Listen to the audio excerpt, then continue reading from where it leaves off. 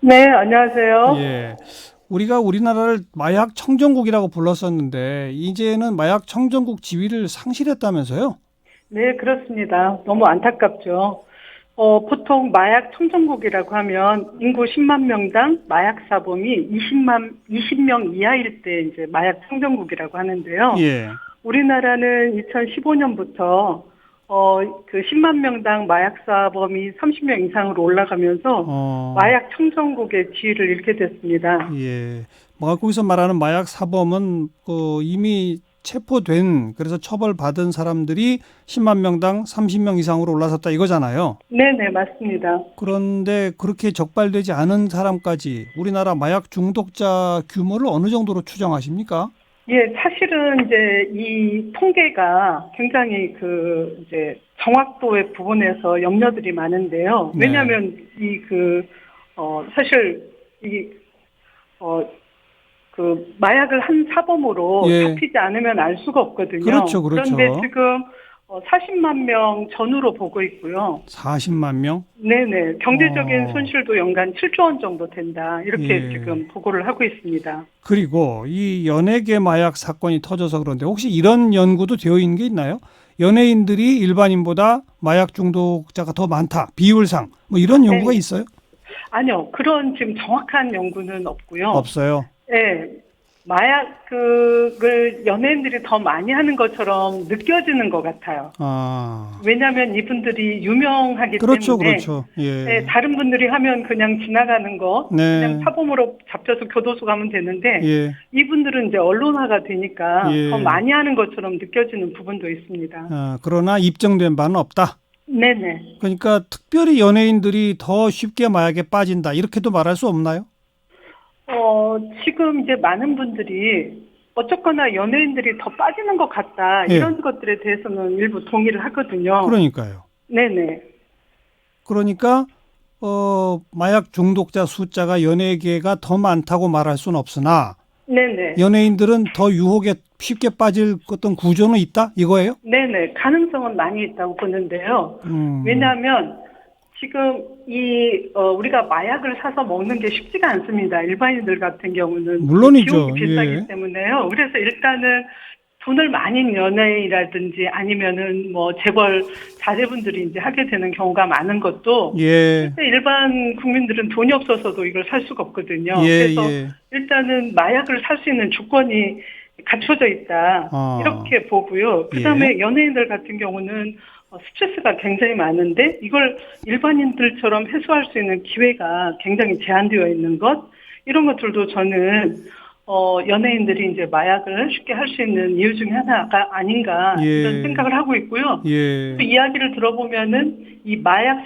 판매상들이 예. 굉장히 적극적으로 접근을 한답니다. 유혹도 연예인한테 하고, 네네. 이제 어, 그런 것도 연예인들이 이제 쉽게 빠질 수 있는 조건들이고 또 연예인 같은 경우에는 본인 컨디션하고 무관하게 이제 무대에 서야 되거나 하는 상황들이 있잖아요. 아하, 네, 그럴 때 이제 기분을 좀 조절하기 위해서 예, 복용하는 경우가 많고 이제 이런 것들이 예, 연예인들이 마약을 이제 선호하게 되는 이유가 아닌 것 같습니다. 예. 이유가 아닌가 이런 생각을 하고 있습니다. 또 실제 해외에서 살다가 어떤 해외에서 어떤 연예계와 관련된 활동하다가 연예인 된 이런 사람들도 요즘 많이 늘어났죠. 맞습니다. 그런 것도 그것도 영향이 굉장히 되겠죠. 저는 영향이 있다고 봅니다. 네. 그 그래도 어쨌든 이 뭐 기획사나 이런 차원에서 조금 더 철저하게 제약하고 단속하고 했어야 되지 않을까? 요번에 지금 YG 엔터테인먼트 소속은 줄줄이 문제가 되고 있어서 참 논란이거든요.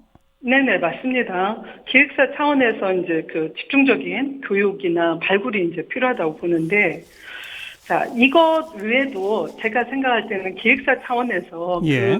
소속된 연예인들의 스트레스를 취소하려는 노력을 먼저 해야 되지 않을까 하는 생각을 하고 있는 거죠. 예, 예. 특히 이제 이 중에 보면은 심리적인 고통이 심한 사람들이 굉장히 많거든요. 네. 네, 어린 나이에 이제 굉장히 고된 훈련을 받잖아요. 그래서 그렇죠. 이제 그렇죠. 굉장히, 힘든 상황을 지금 이제 지내는데 그것과 관련된, 대처 방안이 없다. 그래서 예. 저는, 기획사마다, 전문적인 심리 상담사를 두든지 아니면 예, 그 전문 심리 상담사들하고 계약을 하든지 해서 예, 예. 이런 스트레스가 많고 잘 이겨내지 못하는 연예인들은 전문적인 상담을 예. 받도록 조치하는 게 필요하다는 생각을 가지고 있습니다. 네.